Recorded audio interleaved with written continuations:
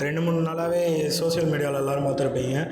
Instagram ஸ்டோரியாக இருக்கட்டும், WhatsApp ஸ்டேட்டஸாக இருக்கட்டும், ரொம்ப பெருமைப்பட்டுக்கிட்டு ரொம்ப மிகைப்படுத்திட்டு ஒரு வாரம் வந்து இவ்வளோ க்ளோரிஃபை பண்ணி எல்லோரும் போட்டுக்கிட்டு இருக்கிறத பார்க்குறதுக்கே ரொம்ப கஷ்டமாக இருக்குது.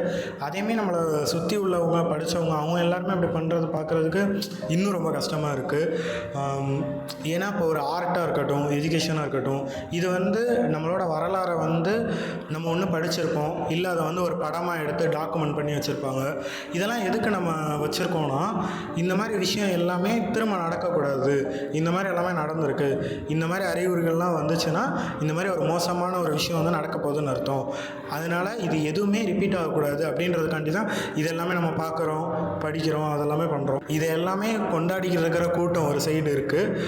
ஆனால் இந்த விஷயத்தில் எல்லாமே கஷ்டப்பட்டுக்கிட்டு இருக்கிற ஒரு நார்மலான மக்கள் வந்து இன்னொரு சைடு இருக்காங்க. வாருன்றது வந்து இவங்க எல்லாருமே படத்தை பார்த்து என்ன நினச்சிருப்பாங்க, இது வந்து ஒரு ஆர்மிக்கும் இடையில நடக்கிற சண்டை, இல்லை கவர்மெண்ட்டுக்கும் இடையில நடக்கிற சண்டை அப்படின்னு சொல்லிட்டு நினச்சிருப்பாங்க.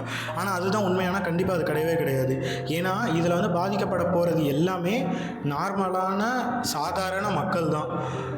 அது வந்து அவங்க யாருக்குமே புரியவே மாட்டேங்குது. இதை வந்து சாதாரண மக்களோட பாயிண்ட் ஆஃப் வியூவிலேருந்து கேள்வி கேட்ட படமாக தான் நான் வந்து கிரேவ் ஆஃப் ஃபயர்ஃப்ளைஸை வந்து பார்க்குறேன். இது ஒரு அனிமேஷன் படம் அப்படின்னு சொன்னோன்னே நீங்கள் எல்லோரும் என்ன நினச்சிப்பீங்க, இது வந்து ஒரு ஃபேண்டசி, இல்லை இது ஒரு ஃபிக்ஷன், அந்த மாதிரி எல்லாருமே நினச்சிப்பீங்க. அப்படி தானே இது அப்படி கிடையவே கிடையாது. இது வந்து ஒருத்தவரோட ரியல் லைஃப் ஸ்டோரி. அவர் எழுதின புக்கை பேஸ் பண்ணி இவங்க அப்படியே படமாக எடுத்திருக்காங்க.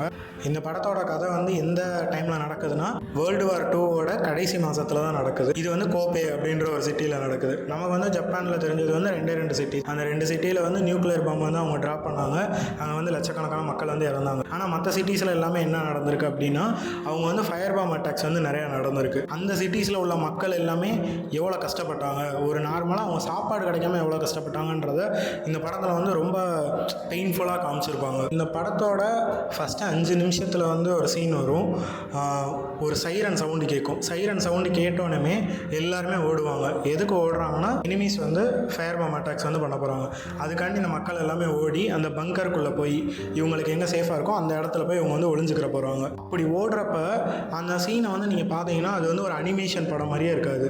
அதில் யூஸ் பண்ணியிருக்க சவுண்ட் எஃபெக்ட்ஸாக இருக்கட்டும், இல்லை அவங்க அனிமேட் பண்ணியிருக்க விதமாக இருக்கட்டும், அதெல்லாம் பார்க்குறப்பே நமக்கு பயமாக இருக்கும். நம்மளுக்குள்ள அந்த பதட்டத்தை வந்து அது ஏற்படுத்தும். அந்த அளவு அதை வந்து ரொம்ப ராவாக பண்ணியிருப்பாங்க. அது வந்து நமக்கு பார்க்குறதுக்கே இவ்வளோ பயங்கரமாக இருக்குன்னா, அதை அங்கே இருந்து எக்ஸ்பீரியன்ஸ் பண்ணி பார்த்தவங்க வந்து எவ்வளோ ரொம்ப பெயின்ஃபுல்லாக ஃபீல் பண்ணியிருப்பாங்கன்றது வந்து அந்த சீன் பார்க்குறப்ப நம்மளால் புரிஞ்சுக்கிற முடியும்.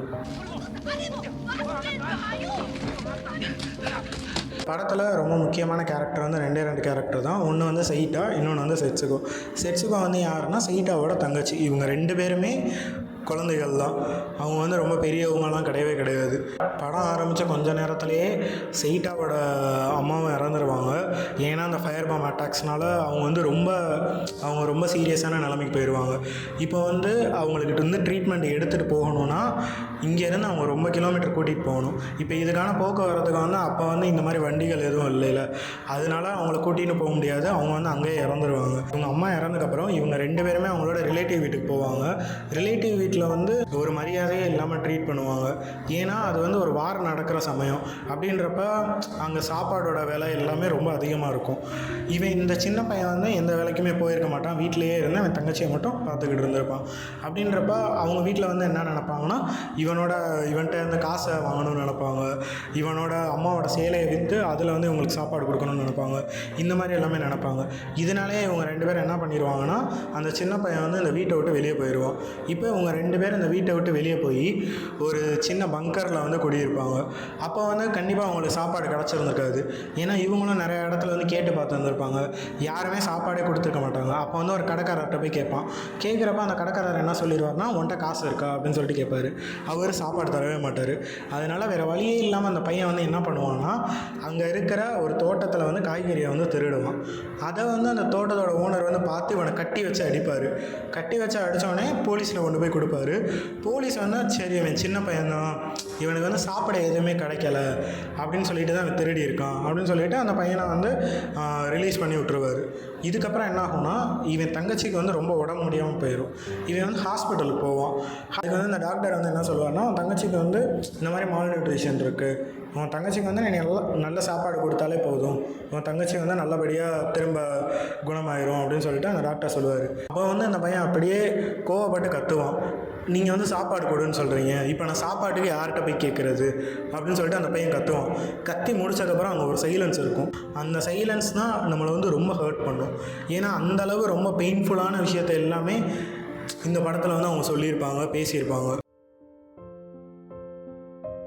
கடைசியில் என்ன ஆகும்னா ரியாலிட்டியில் ஜப்பானுமே தோற்றுரும். ஜப்பான் தோற்றனால இவங்க அப்பாவும் அங்கேயே இறந்துருவார். இவன் வந்து பேங்க்கில் இருக்கிற மிச்ச காசை எல்லாமே எடுத்துகிட்டு வந்துட்டு அவன் தங்கச்சிக்காக சாப்பாடு வாங்கிட்டு வருவான்.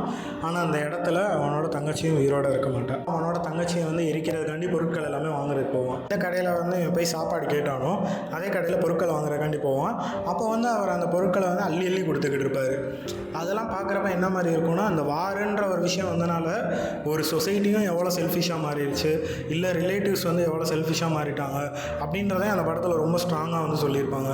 இதெல்லாம் தாண்டி கவர்மெண்ட்டை வந்து முக்கியமாக பார்க்க வேண்டியது அங்கே உள்ள மக்களை தான். அந்த கவர்மெண்ட்டே இங்கே உள்ள மக்களை எல்லாத்தையுமே கைவிட்டுருச்சு அப்படின்றது தான் அந்த படத்தோட மொத்த கோர் கதையே.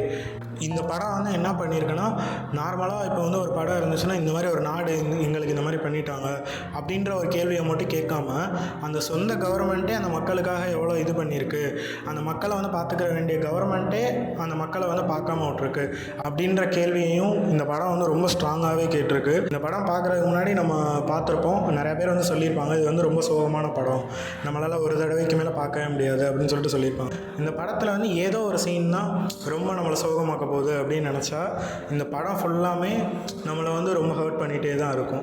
அந்த குழந்தைங்க வந்து சிரிக்கிறதா இருக்கட்டும், இல்லை அங்கங்கே இருக்கிற அந்த பையன் வந்து ஒரு சின்ன பையனாகவே இருந்தாலும் இவ்வளோ பெரிய விஷயத்த இவ்வளோ இழப்புகளை தாண்டி அதை அவன் ஹேண்டில் பண்ணுற விதமாக இருக்கட்டும், அதெல்லாம் பார்க்குறதுக்கு நமக்கு ரொம்ப வலியை கொடுக்கும். அந்த மாதிரியான ரொம்ப கனமான விஷயங்களை எல்லாமே இந்த ஒரு 1.5 மணி நேரம் படத்தில் வந்து நம்மளுக்கு வந்து கடத்தியிருப்பாங்க. இந்த படத்தோட கடைசி சீனில் வந்து ஒரு 3 பொண்ணுங்க வந்து ஓடி வருவாங்க. ஓடி வந்துட்டு அவங்களோட வீடை பார்ப்பாங்க. பார்த்துட்டு நம்ம வீட்டுக்கு வந்து எதுவுமே ஆகலை, நம்ம வீடு வந்து அப்படியே தான் இருக்குது, நம்ம எப்படி விட்டு போனோமோ அதே மாதிரி அப்படியே இருக்குது அப்படின்னு சொல்லிட்டு சொல்லுவாங்க. போருன்றது யாருக்குமே பொதுவானதாகவே இல்லை. அது பணம் இருக்கிறவங்களுக்கு ஒரு மாதிரியும் பணம் இல்லாத ஒரு சாதாரண மக்களுக்கு ஒரு மாதிரியும் தான் இருக்குது அப்படின்றத வந்து இந்த படத்தில் ரொம்ப ஸ்ட்ராங்காக சொல்லியிருப்பாங்க. நம்ம பெருமைப்படுத்தி பேசுகிறதுக்கோ இல்லை கொண்டாடுறதுக்கோ இல்லை மிகைப்படுத்தி பேசுகிறதுக்கோ அதுக்கான ஒரு விஷயம் வந்து போர் என்றைக்கும் கிடையவே கிடையாது.